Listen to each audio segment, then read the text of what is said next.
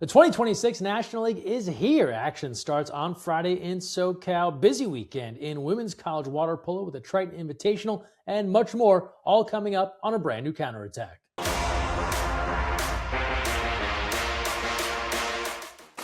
Hi everyone, Greg Mescall here. Thanks so much for joining us on the counterattack right here on Overnght and on USA Water Polo. As we mentioned, excitement building. The National League starting 2026 edition this Friday in Southern California. We'll take a look at the schedule, where to watch, how to follow all the stats coming up later in the show. But we start first with women's college water polo. Busy weekend in La Jolla, the Triton Invitational. A lot of the top teams taking part. Results there certainly helping reshape the rankings that'll come out this week with some of the results. Unfortunately, no video. We'll look at the scores momentarily. Let's take a look around the rest of the world of college water polo. Cal was at home. They took on Pacific right here on Overnght. And then Princeton was hosting some action back east in the Garden State. Here are some of the highlights from Overnght and ESPN+. Lauren Lucero also out as here's a look for Cal and easy money inside. Changes here. Cal again threatening, little flip inside, and Drakatu fading and hitting. Adds another. Clock to 3. Inside water, Drakatu at the buzzer, you know it! Such a strong shooter for this Golden Bears roster. Yeah, put some pace on that. Using the shot clock to their advantage and still getting a good shot off.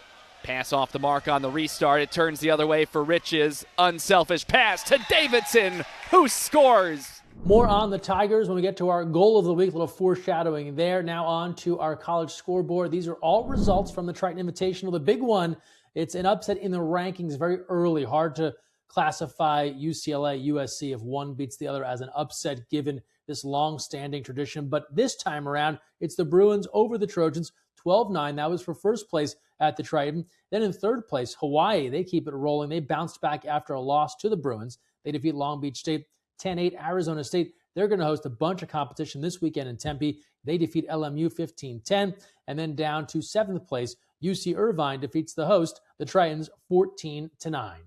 And now we turn our attention towards the National League, bigger and better than ever. Last week, we told you all about the great $25,000 prize pool brought to us by Holos Law Group, John Weeman and Company. It's going to be divvied up amongst first, second, and third. First place team, they're going to get the most money out of that group. Excited to see that play out come the National League Championship in early May. But the action starts this weekend, and you've got your traditional National League, the open division, if you will, and then the 18U competition running concurrently. 3 different venues hosting. Take a look at the schedule here. You can also look through the live schedule as it updates at usawaterpolo.org throughout the weekend. Really covering all the areas there in Southern California and the Orange County area. Again, live coverage of all the matches, open division and 18U right here on Overnght. Live stats courtesy of 6-8 Sports. So make sure you're checking in, tuning in, and of course, free admission. So if you're in the area, visit any of those pools. You can see some really high-level club play at the 18U, and then, of course, National League Open Division play as well. Action starts Friday evening at 2 of the venues. Big day Saturday, all kinds of competition happening all over the place. That's the real heavy day of action. And then, of course, Sunday, things wrapping up just in time to get you back for kickoff with the Super Bowl happening in Santa Clara. So a huge weekend. We'll have a look back next week here on the show. We're going to hear from athletes that took part in the weekend. We'll have some sights and sounds. We'll have some highlights, everything that took place in week 1 of the National League, and then get you ready for the next week of competition. Don't forget, as we move towards week 2, we'll have SoCal and NorCal competition happening at the same time. So a lot to be excited about when it comes to National League 2026. Now let's talk Dare to Dream, our annual festivals taking place around the country. They continued this past weekend in Texas and in the state of Washington. Some photos here of a lot of the Dare to Dream fun. More Dare to Dream coming this weekend in Wissahickon, Pennsylvania. They'll play host in the Northeast.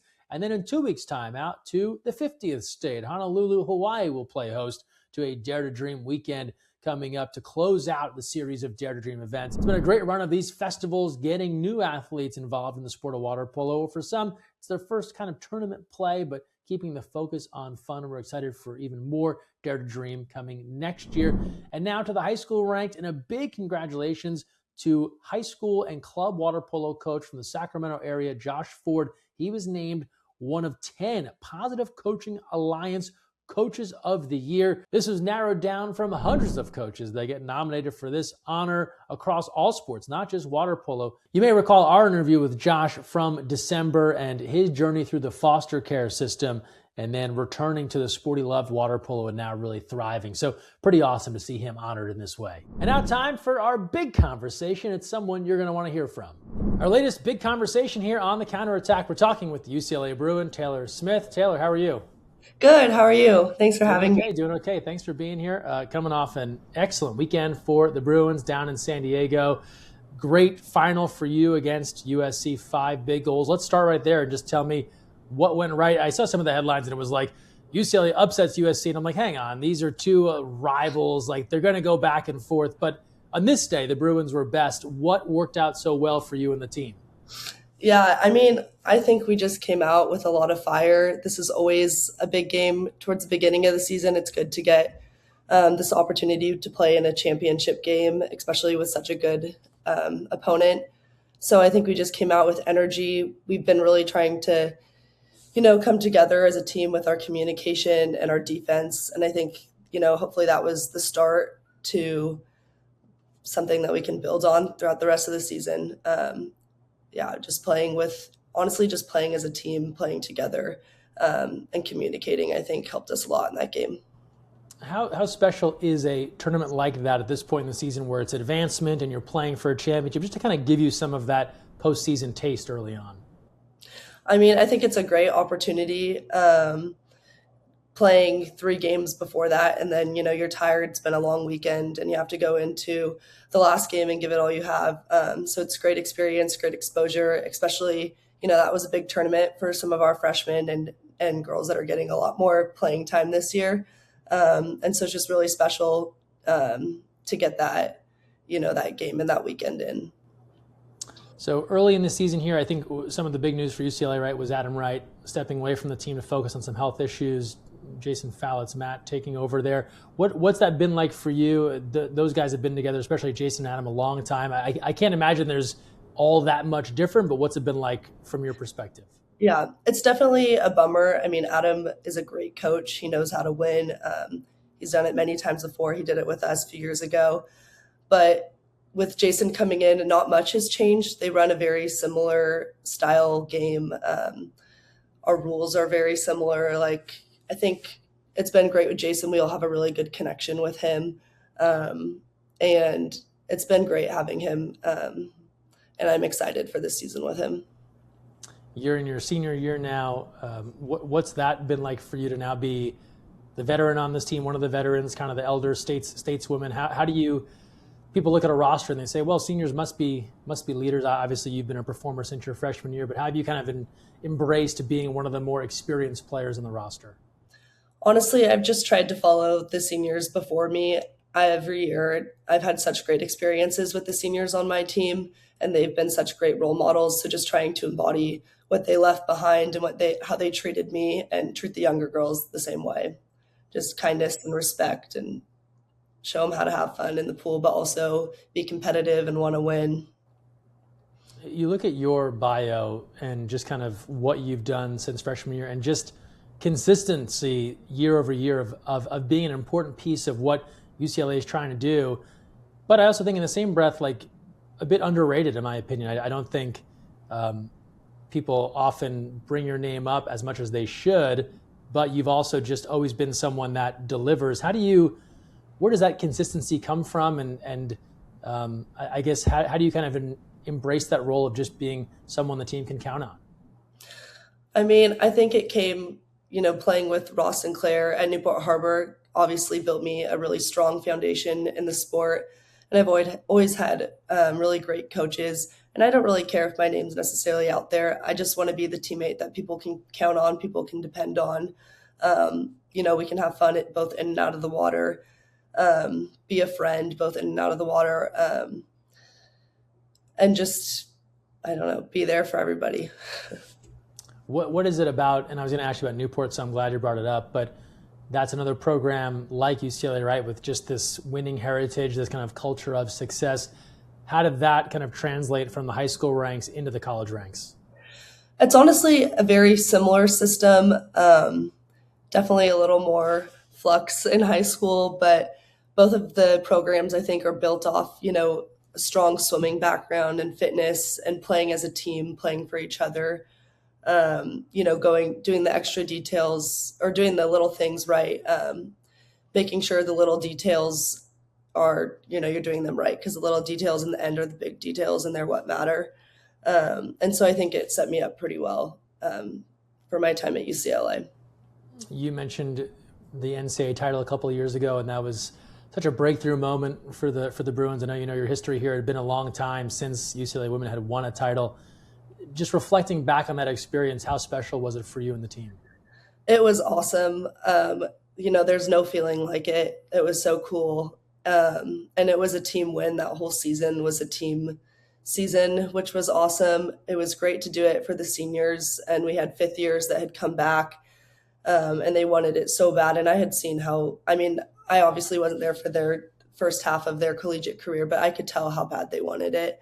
And so doing it for them, doing it for the team, doing it for the coaches, it was just a really special moment. And everyone contributed, even the girls that weren't in the pool. And I think that's what made it so special. Knowing what you know now, I imagine there's this idea of what I think winning a title will be like, and then you experience it. So now that you've had a taste of a championship, how does that kind of inform your desire to win another one? Now you're the senior. Yeah, honestly, just chasing that feeling again, wanting to do it again. A new team, there's new girls on the team now, new strengths. And so just using that to our advantage and going at it every day in practice, being competitive with each other and finding a way to be gritty and get it done in the end of the day. So hopefully we can do that again this year. If you think back to last year, what's a missing thing the team needs to be better at, or is there some other secret sauce or something that you have to have this year to change the outcome from last year? I think definitely our attack as a team last year wasn't as strong. I think our defense was pretty decent last year. Just sometimes getting goals on the board wasn't enough for us. And so having Jason back this year, he's been really helping us with that. And we've been focusing on defense, but also using the defense to fuel our offense and our attack. And just he's been instilling confidence in us, and it's been working so far. Like, the younger girls are not afraid to step up and rip a shot, and it's awesome to see, because I know, everybody's struggled with that at some point in their career. It was confidence, and so just trying to boost confidence in my teammates. If you've had moments where you're lacking confidence, how have you turned that around? It's not easy. Sometimes you just kind of have to shake it off. But I look to my teammates for inspiration, girls that aren't afraid to miss shots. And, they don't care that they're missing shots. They're still going with confidence, and eventually it'll work out in your favor. You can't keep pushing yourself down and going through a spiral. Like, in the end, it's not going to help you. So just, I don't know. I think it's great that Taylor just said shake it off, so that works out well for T-Swift fans. Looking at your schedule, and I'm sure you've taken a close look, it is a home-heavy slate. I think there's a portion, right, where this trip to San Diego might be the last time you leave LA County until the MPSF Championship. It's a ridiculous run of home matches, which I know that's just how it kind of bounces some way with the conference slate, and then who comes to you. But what's the advantage to just post up at Speaker in Westwood for like the next 2 months? I love playing at home. I think it's so fun. You can have all your friends from school, your family gets to come out and watch. And it's the pool we practice in every day. Nothing's changing. We're used to the environment. And I think that's something we can use to our advantage.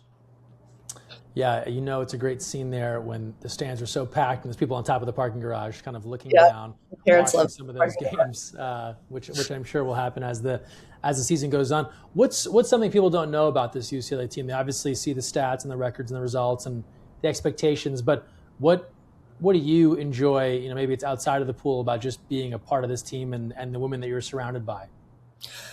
Starting with my class, I think we just came in all best friends, super close, and that hasn't changed. And with each new, younger group that's come in, we've just been so close to them out of the water. It feels like a family, like we can't get enough of each other. Like I know sometimes you need a break from your teammates when you get out of the pool, but it's really refreshing seeing their faces like not in the pool, which is nice because I've been on teams, where that's not necessarily the case. And then just having Jason, a new fresh face, kind of in control, and Matt, and now Ryan Neuschel's with us. And she's bringing amazing insight into this team. She's helping us so much with all around the board. And so I'm really excited with just the new coaching and just the team bond and where we can go. Yeah, I'm glad you brought up Ryan. I just saw that announcement not too long ago that she's joining the team. That's someone you were just playing against, right? She just finished her college career. Is that a little odd to have someone that you were trying to beat, and now she's going to try and help you figure out the Stanford Cardinal and everyone else? Yeah, definitely a reset. I mean, she's one of the best players in the world, hands down. But her coming to UCLA is just the greatest opportunity for everybody to learn from. And I think just taking advantage of that, especially while she's here. We're talking here with Taylor Smith. Last things for you. What's the go-to spot in Westwood, like for food or a snack or whatever, and then same for Newport? Okay, I would say there's a restaurant. It's a sushi restaurant called Ami. They just rebranded, so I don't know what the new name is. But my friends and I love to go there. And then in Newport, I would have to say Hosam Bistro is probably my go-to. All right, get out your Google reviews, your Yelps there. Hey, Taylor Smith, thanks for the time. Congrats on a nice weekend. 5 huge goals in that win over USC, and wishing you the best of luck here the rest of the way. Thank you so much. And now time for our Malmston goal of the week. And anytime a goal makes its way to the SportsCenter top 10, we got to show it some love. Let's go back to the Garden State, perhaps my favorite state, to check in on some Princeton water polo. Now we got some women's college water polo. Sienna gets number 15 Princeton. Olivia Krotz. Her head is under the water, Briscoe. Watch it, and just still behind her back. Princeton wins at 12. Anytime you're seeing a great highlight like that, we want to show it here on the counterattack, but if it's really next level, of course, throw in that SC Top 10 hashtag as well. And now to our schedule of upcoming events. We told you about those Dare to Dreams that are on the way, ODP girls evaluation at the end of the month, and then don't forget about the National League starting on Friday. More ODP fun in March. We are getting busy in a hurry. Head to usawaterpolo.org, check on the calendar link. You can keep track of where all these events are, what's coming next, and make sure you're where you want to be when it comes to big-time water polo as the year rolls along. That's going to do it for this week's episode. Thanks so much for joining us. We hope to see you at the National League this weekend, or hope you're watching right here on Overnght. And in the meantime, don't forget, when you're on the counterattack, look weak side.